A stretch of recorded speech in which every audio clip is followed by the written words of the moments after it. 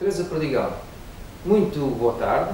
Aqui assim na Ilha das Flores, num dia cheio de nevoeiro, mas com uma paz, uma serenidade e uma temperaturas muito amenas e que convida, mesmo nesta época do ano, a qualquer uma pessoa passar por cá e vir degustar o que a nossa ilha tem de melhor para todos. Como todos nós vamos poder constatar, não é natural dos Açores, mas sim lá do nosso continente português, e que vem frequentemente à ilha, por motivos vários, mas disso caberá à senhora explicar a todos nós.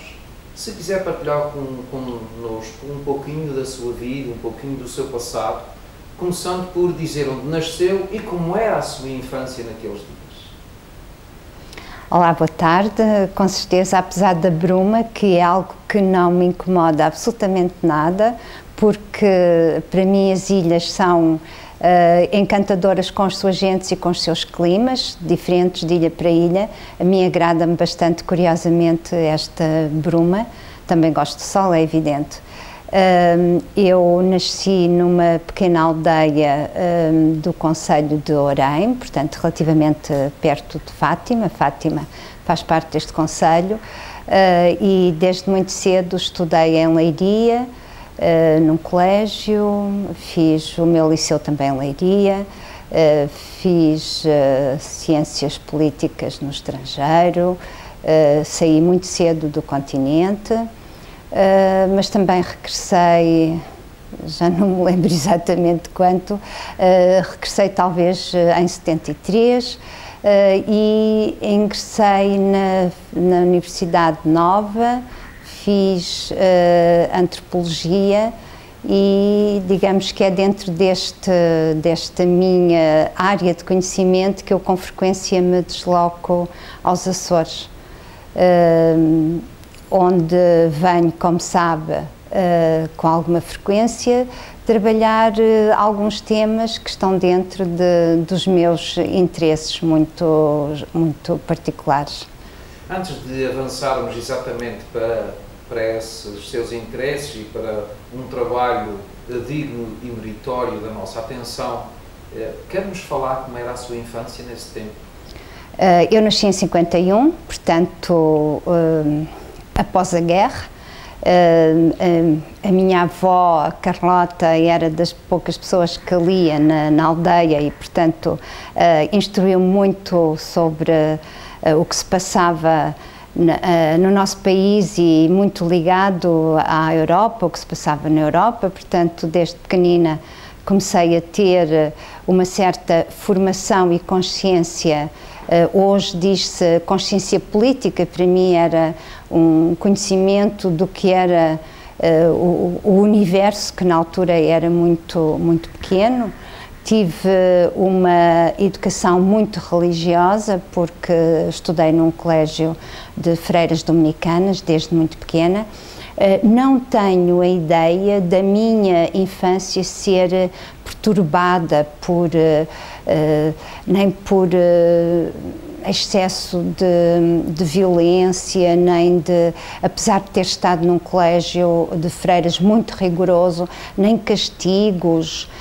Lembro-me de conviver muito bem com as minhas colegas e professores. Aliás, ainda hoje tenho uma professora pelo menos, com quem me dou muito bem, mas a minha adolescência já foi mais perturbada, sobretudo porque rapidamente me apercebi de que vivíamos numa sociedade onde a palavra era muito proibida, e eu sempre gostei da palavra e continuo hoje a dar grande importância à palavra. E a dizer e achar que a palavra é um elemento de conhecimento e de transmissão do conhecimento. Nesse sentido, acho que a minha adolescência foi um pouco perturbada por esta inquietação permanente, e foi isso precisamente que me fez sair tão cedo do país. Eu tinha, suponho que talvez 17 anos ou 16, eu tinha feito já o meu 7º ano e a minha admissão à universidade, e nessa altura fui estudar para o estrangeiro. Portanto, penso que, resumidamente, é isto. A ligação possível daquele passado da sua infância para aquilo que hoje pode constatar, exatamente nos jovens que têm hoje a idade que a senhora tinha nessa altura, qual é a análise que a senhora faz? Eu estou bastante perto de muitos jovens, porque há uma escola nas Caldas da Rainha, onde eu resido já há mais de 30 anos, uma escola superior de arte e design, e estes jovens trazem muita vida à cidade, e eu contacto bastante com associações culturais que eles têm, com atividades que desenvolvem, etc. Eu, se falar de uma forma geral, eu posso dizer que a diferença entre aquilo que eu era e aquilo que hoje eles são é abismal. Mas os tempos mudam,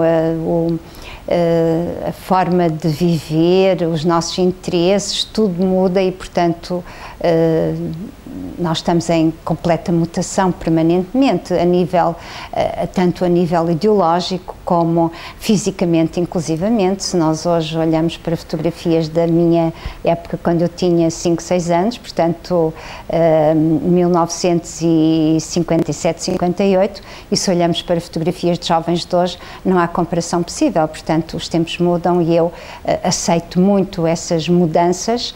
O que eu gosto de manter na vida é os valores e, portanto, gosto de contactar com esses jovens, que muitos têm valores da igualdade, da sinceridade, da ajuda mútua bem evidentes. Claro que há jovens que, devido à forma como crescem, por exemplo, muito afastados da família, muito afastados de um cotidiano que é o cotidiano doméstico e que é um cotidiano enriquecedor, eles estão completamente fora do mundo e da realidade.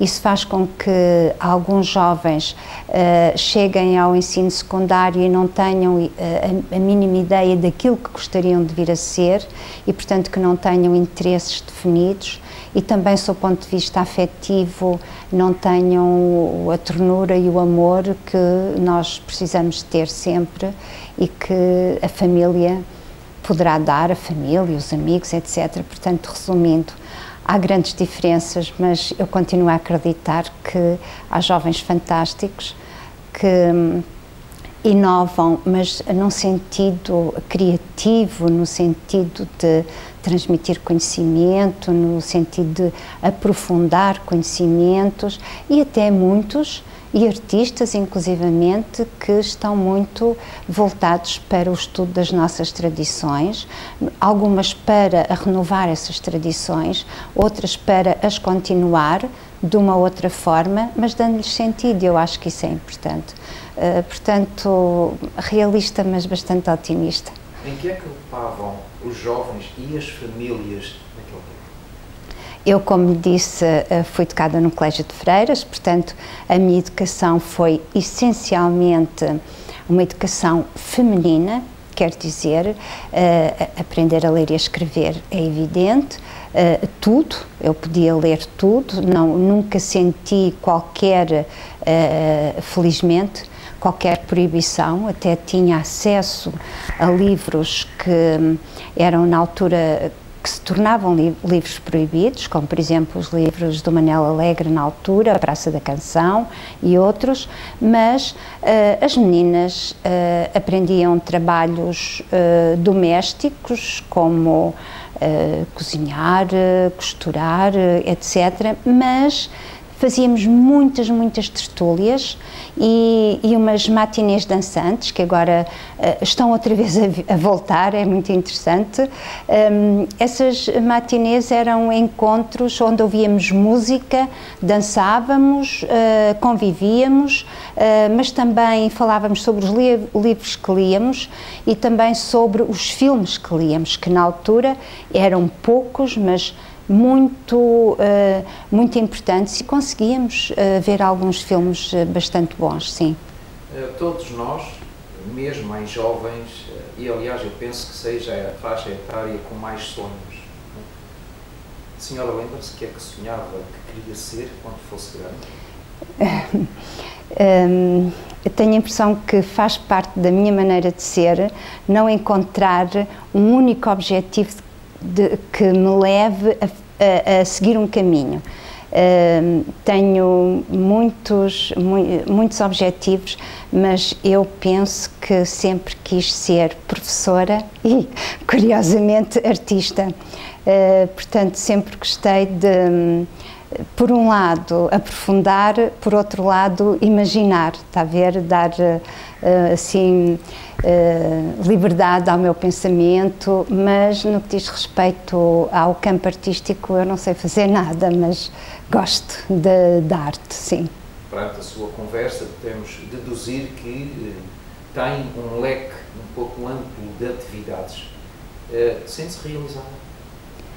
Sinto-me em realização. Quer dizer, todos os meus trabalhos me dão imenso prazer. Sinto-me muito compensada e sinto que é isto que eu gosto de fazer. Realizada, não, porque senão era o fim da minha vida, mas sinto que estou no caminho da realização. Portanto, tenho 66 anos e ainda há bocadinho disse que quem me dera chegar aos 90, que é para ver se tenho tempo para fazer tudo aquilo que eu gostava de fazer. Portanto, sinto-me bem na vida, muito bem, e o facto de eu ter um contacto tão grande como tenho com as pessoas, dá-me vida, dá-me muito entusiasmo e provoca-me muita curiosidade. E eu acho que o entusiasmo e a curiosidade são elementos muito importantes na vida e eu consigo mantê-los, sim. E os Açores, como sabe, é um dos campos para mim privilegiados. E agora sim, perante o poder conversativo que a senhora tem, uma memória prodigiosa, eu vou deixar ficar nas suas palavras e à sua vontade para agora sim a senhora dizer o que é que atualmente faz e o que é que faz com que esse brilho nos olhos seja contagiado. Sim, com todo o gosto, mas eu acho que é melhor dar-me um prazo de tempo, porque senão ficaremos aqui até a bruma desaparecer e aparecer a negritude da noite. Então, vou começar por aquilo que estou a fazer agora aqui. Estou na Ilha das Flores. Porque é que eu vim aqui? Porque estou a trabalhar com uma equipa e designadamente com a professora Norberta Amorim, da Ilha do Pico, investigadora sobre a tecelagem no ex-distrito da Horta, eu ocupar-me-ei dos séculos XIX e XX. Portanto, já trabalhei no Pico e no Faial. O meu trabalho é exatamente recolher a história presente através de testemunhos, testemunhos de tecedeiras, de pessoas que lidaram com as tecedeiras e testemunhos dos objetos que restam e dos lugares também que foram lugares privilegiados da tecelagem. Essencialmente, é isso que eu estou a fazer. O objetivo final é a publicação de um livro, como disse, de um grupo de investigadores, e o meu trabalho e o da doutora Norberta será feito em conjunto. Ela ocupar-se-á de séculos anteriores, através dos documentos que ela lê e que que são indicativos do número de tecedeiras que havia nas diferentes localidades, inclusivamente do número de animais que as pessoas tinham ou de quem tinha grandes e pequenos rebanhos. São coisas importantes para nós sabermos onde é que em cada ilha existia a lã. Portanto, isto é um trabalho que eu gosto imenso de fazer, porque me permite conhecer, por exemplo, o acervo dos museus, os textos que estão nos museus, tanto na Horta como aqui na Ilha das Flores, onde já visitei o museu e irei trabalhar para lá mais longamente. Há uma coleção que cobre toda a ilha e inclusivamente também a Ilha do Coco, Corvo, coleção de têxteis, muito bom, e desloquei-me aqui precisamente também para falar convosco, consigo especialmente e com a sua senhora, porque vocês são testemunhas de uma tecelagem que se faz atualmente e, portanto, interessa-me saber como aprenderam, porque é que estão a fazer e o que é que pensam fazer mais tarde. Para não falar demasiado de mim e sempre continuamente, vou só referir um outro aspecto que diz respeito ao meu trabalho aqui nos Açores e que publiquei em 2016, os doces dos Açores, os doces certificados. Portanto, ocupei-me não apenas das receitas, mas também da importância que os doces têm numa determinada época, quer dizer, numa determinada época do ano, numa festa, porque é que se fazem as espécies, por exemplo, ou porque é que se faz aqui diz-se pão adobado, mas noutras localidades diz-se massa sovada, ou porque é que se faz as queijadas da Vila, ou as queijadas da Graciosa, ou penso que já referi as espécies de São Jorge. Portanto, estes doces tornaram-se tão importantes que são identitários de um local.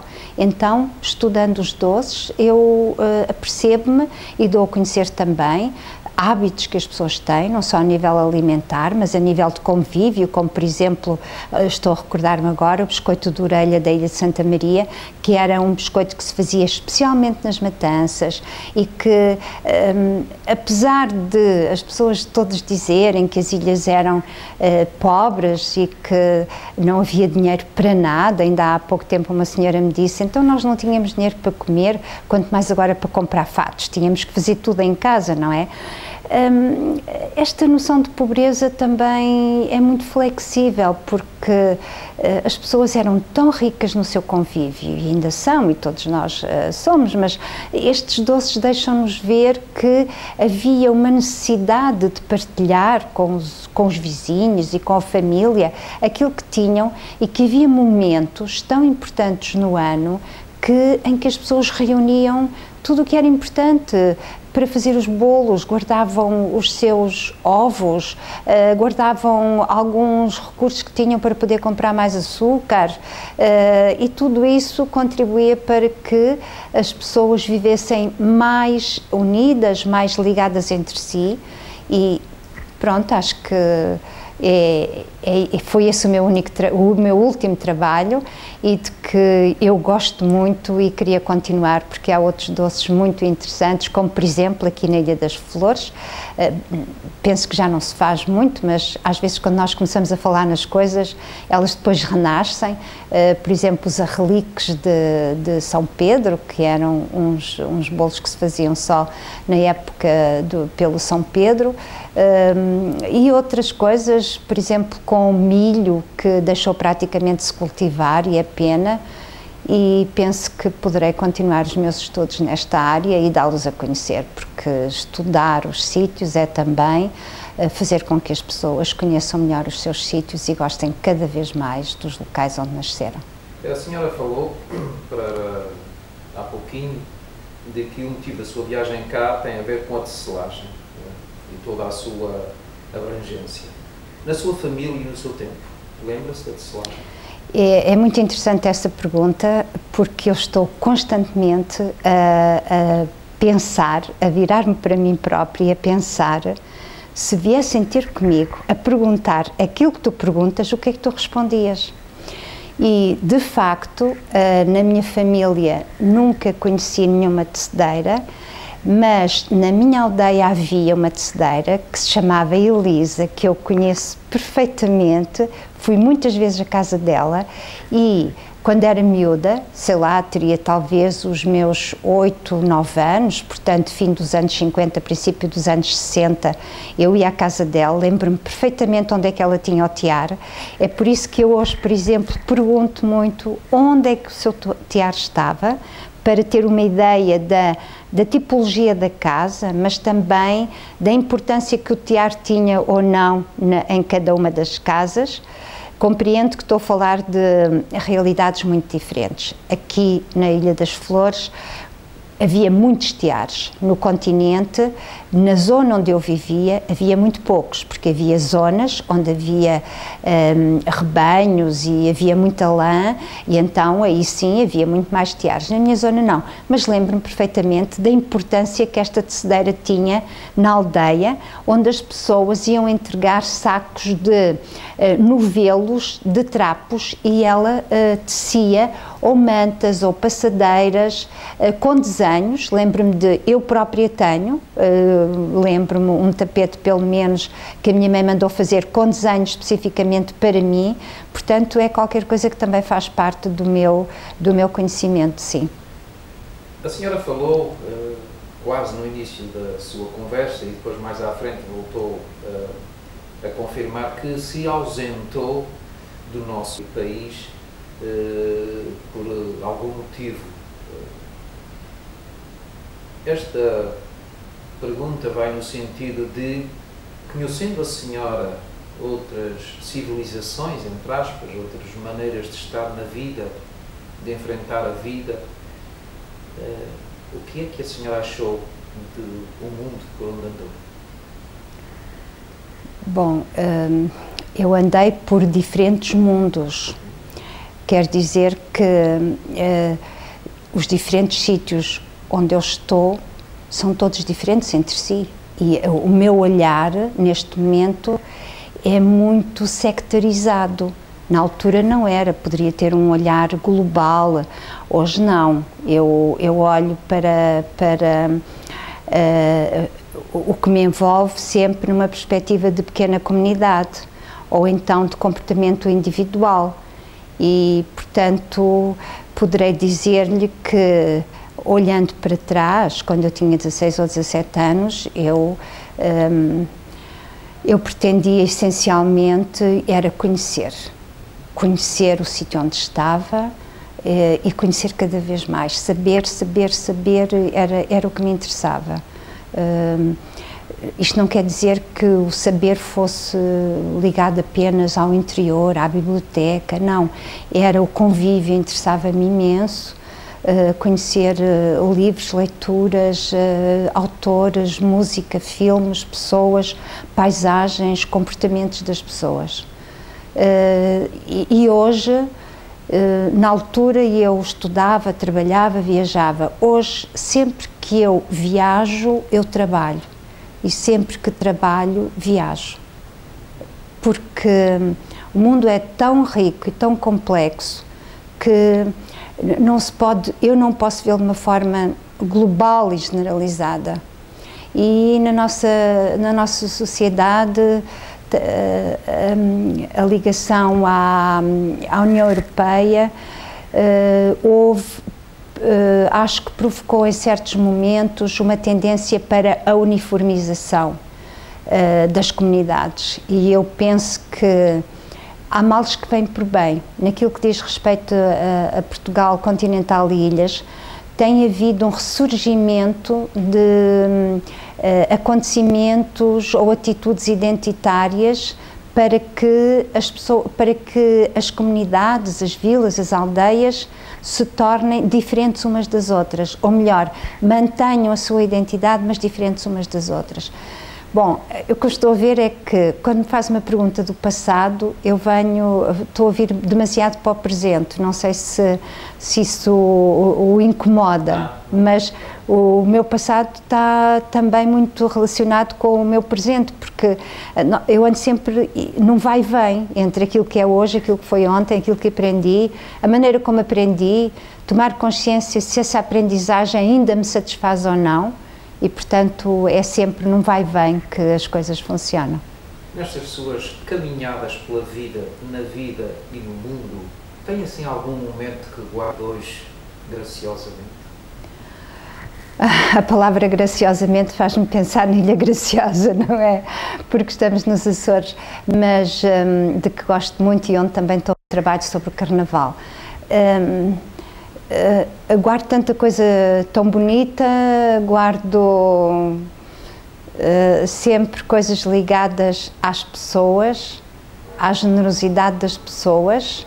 Por exemplo, o facto de eu aparecer num sítio, tanto pode ser longíssimo daqui, como numa ilha grega onde aconteceu, como aqui nas Flores, que lhe vou contar sobre a generosidade das pessoas. A primeira vez que eu vim aqui à ilha, talvez há uns 30 anos, eu vinha acompanhada da minha família e não havia praticamente nenhum sítio onde se pudesse comer. Havia em Santa Cruz uma pequena pensão, suponho de um senhor chamado José Augusto, suponho que era de um senhor que tinha um barco que nos levava ao Corvo e portanto, a ilha não era muito falada, sob o ponto de vista turístico. Nós estávamos aqui no mês de março, abril, também não era muito comum haver aqui pessoas na altura que viessem visitar a ilha, e eu sabia que havia uma comida que me interessava conhecer, mas não havia nenhum restaurante onde pudesse comê-la, e aqui na Fajanzinha, por ali assim, eu passei numa lojinha, num pequeno comércio, que tinha resto de chão em primeiro andar, no resto de chão era o comércio, e eu dirigi-me ao senhor a perguntar se ele me podia dizer onde é que se podia comprar ou comer erva do calhau, que nunca tinha comido, não sabia bem o que era, mas sabia que era uma comida que fazia parte dos hábitos alimentares da ilha. E o senhor olhou para nós, éramos 4, marido e 2 filhas, e ele diz: a senhora quer comer erva do calhau? E eu: bom, não estou aqui a pedir para comer, mas claro que adorava comer, mas onde é que eu posso comer? Ele saiu do seu pequeno comércio e veio para a rua, chamou a mulher que vivia em cima, ela veio à janela e ele disse: abre a porta e faz erva do calhau com ovos para estes senhores. E foi a primeira vez que comemos erva do calhau, e foi há 30 anos, e está na minha memória, e coisas muito semelhantes que acontecem graças à generosidade das pessoas, e é isso sempre que me fica na memória. Eu sempre, nestes pequenos trabalhos, nestas conversas que amavelmente as pessoas cedem, eu tento nunca esquecer de fazer uma pergunta em homenagem à Ilha das Flores, que é: o que é a Ilha das Flores para a senhora? Eu tenho andado a pensar o que é ser tecedeira, e penso que é tão difícil a resposta. Tão difícil, no Corvo e aqui nas Flores. Mas o que é ser tecedeira? É tantas coisas, porque não se é apenas tecedeira, é-se também mãe, é-se também esposa, é-se trabalhadora no campo, e também se tece, ou tecia. Portanto, a minha resposta vai neste sentido. Flores é um sítio plurifacetado, multifacetado, com coisas que me agradam muito as paisagens, agrada muito a maneira de ser das pessoas. É um sítio onde eu tenho vindo sempre em trabalho, e onde me apetece vir mais uma vez para fruir, talvez de maneira diferente. Gosto da hospitalidade, sinto muito bem aqui. Está em mutação, a ilha está em mutação, a ilha está a mudar muitíssimo, em muita coisa, mas sinto que há uma grande sede de receber turistas, de preparar tudo para os turistas, e espero que haja também uma certa travagem, no sentido de não acabar com os hábitos dos florentinos, com a sua maneira de ser, com a sua arquitetura particular, com as suas comidas, etc. Portanto, a Ilha das Flores é uma ilha onde se deve vir, onde eu gosto de vir e onde eu gosto de encontrar as pessoas. Sinto-me muito bem aqui. Mesmo na reta final, para além de agradecer a sua simpática e amável prontidão para com tamanha sabedoria partilhar com todos nós. Obrigada. Eu deixo sempre ficar um espaço ao seu critério, onde a senhora, se pretender deixar ficar uma mensagem para todos aqueles que nos vão ver e ouvir, ou um apelo, algo que lhe vá na alma e que ache que deve ser dito, pedido, partilhado com todos nós, e este é o seu espaço. Muito obrigada e, portanto, já que estou na Ilha das Flores, é aos florentinos que me dirijo particularmente, agradecer-lhe a maneira como sempre me abrem a porta, sempre. Não vou dizer nomes, porque as pessoas que me estão a ouvir sabem que falo para elas e delas. O meu trabalho faz-se graças a essa partilha que as pessoas têm para comigo. Por exemplo, quando estive a estudar as comidas, houve pessoas que fizeram propositadamente alguns comeres para eu ver. Houve outros que não os puderam fazer na altura, mas que os fizeram e os fotografaram e nos enviaram. O mesmo aconteceu no Corvo também, nas outras ilhas também, mas especialmente agora que falo sobre as flores. Acho que nunca é demais sentir-me agradecida por tudo aquilo que me têm dado e o meu desejo é que o meu trabalho contribua para nos conhecermos melhor, para conhecermos melhor a forma como temos vivido, como vivemos e para que as pessoas gostem também dos seus lugares, porque quanto mais se gosta de um sítio, quanto mais se conhece um sítio onde se viveu, com os seus hábitos e os seus costumes, mais se ama esse sítio e eu acho que isso é muito importante. Doutora Teresa, muito obrigado e espero que os seus sonhos se concretizem agora e nesse futuro tão longínquo quanto a senhora almeja. Sim. Muito obrigado uma vez mais e que tenham um bom trabalho e uma boa viagem de regresso. Obrigada.